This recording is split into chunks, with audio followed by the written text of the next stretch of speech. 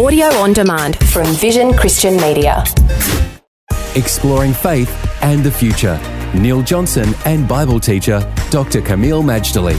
We've been talking about the very controversial issue of abortion and really right back to the history of how abortion has come about to what it is today. Culture wars. How did it become legal?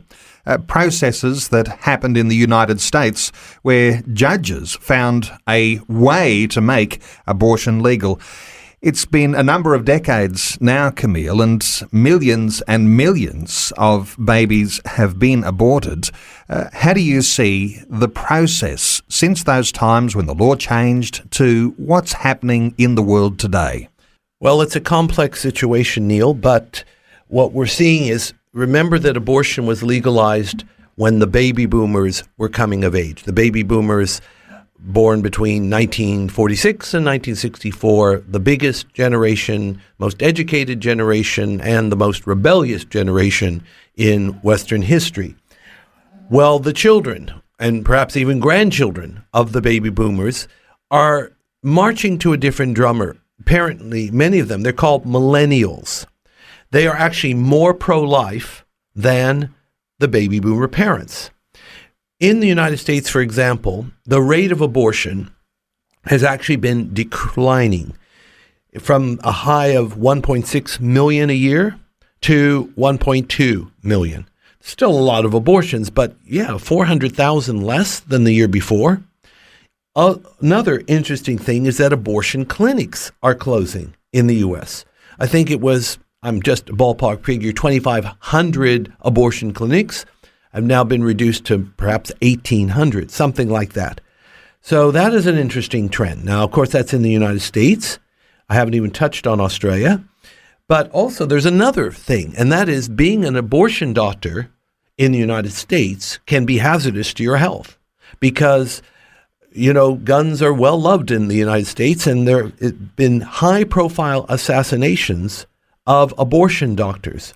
Now, people who are pro-life condemn the assassination of abortion doctors because we believe not just the fetus has a right to life, but so does an abortion doctor. One of the most spectacular incidences of violence against an abortion doctor was, I don't remember which Midwestern state, but the doctor was into, partial birth abortions, I think, one of the most hideous forms you could imagine. He also happened to be in the Lutheran Church, and he was handing out bulletins in the Lutheran Church when he was gunned down in the foyer of the church. That was probably around 2009. So this is a very disturbing trend. Then, listen to this. Jane Roe of Roe versus Wade. Her name is Norma McCorvey. She took on the pseudonym Roe, and it was because of her, the class action suit that brought the legalization of abortion. Well, she, of course, was pro-choice initially. Then she defected and she became pro-life. So think about it. I mean, even the icon of the landmark decision no longer holds that position. So that is an interesting trend, Neil. Is there any sense in which you can say that there is common sense consensus that is beginning to take hold?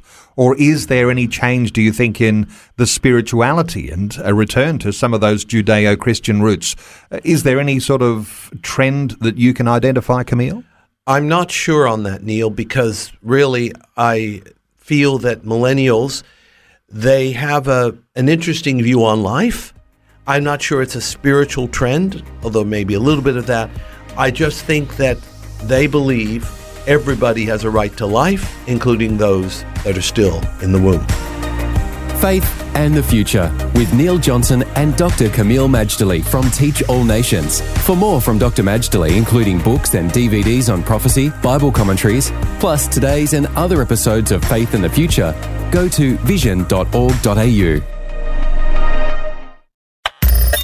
Thanks for taking time to listen to this audio on demand from Vision Christian Media. To find out more about us, go to vision.org.au.